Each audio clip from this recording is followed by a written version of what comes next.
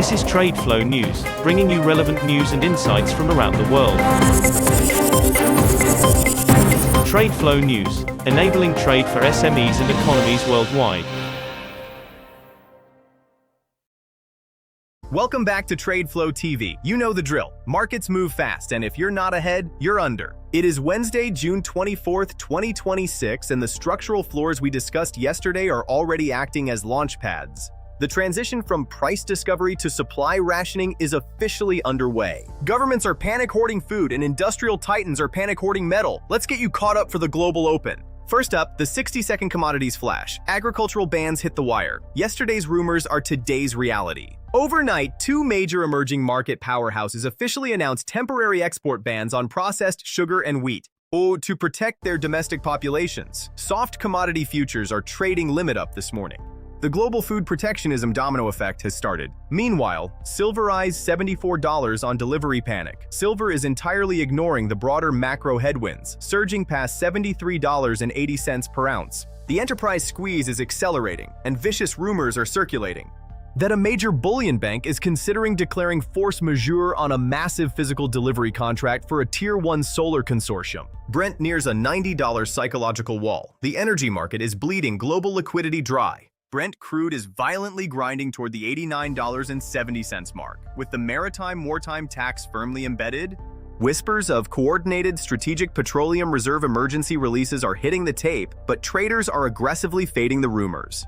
Finally, look at copper's South American grid shock. LME copper just spiked to $14,400 per ton. A severe rolling power grid failure across a major mining corridor in South America has forced the sudden shutdown of two massive copper smelting facilities, exacerbating the already dire global supply deficit. Let us take a deep dive into why the sudden wave of global agricultural export bans is a permanent inflation catalyst, and how the paper-to-physical illusion in the silver market is finally breaking.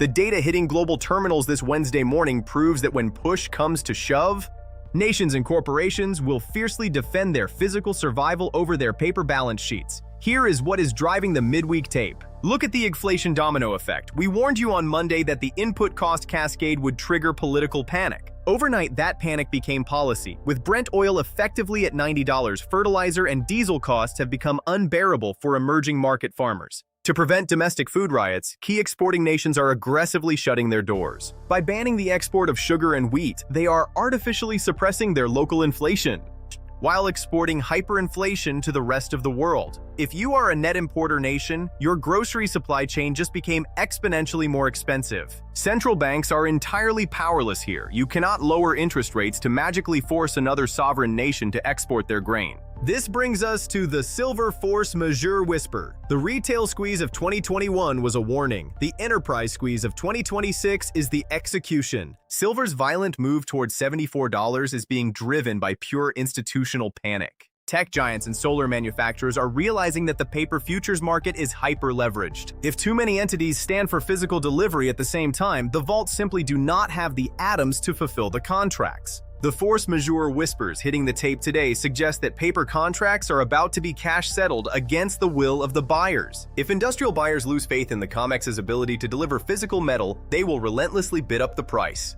in the over-the-counter market to secure their AI and solar supply chains. At the same time, be careful fading the SPR energy rumors. With Brent knocking on the door of $90, politicians are panicking just as much as corporate buyers. Rumors of a coordinated strategic petroleum reserve release are floating around trading desks. Do not fall for it. The market is aggressively fading this news because institutional traders know the global reserves were severely depleted during the previous cycle. You cannot refill a drained SPR in a structurally constrained market, and any emergency release right now would be a drop in the ocean compared to the millions of barrels trapped by the maritime insurance gridlock.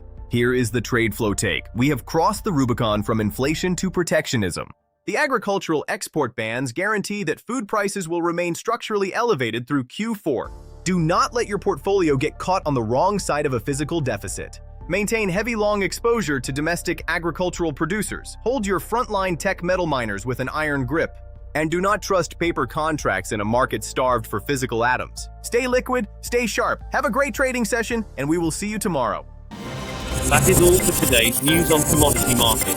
Stay tuned to Trade Flow News as we continue to provide you with more updates. We also invite you to follow us on Twitter at Trade Flow News, which allows you to watch our program on your mobile device or desktop to receive information from there.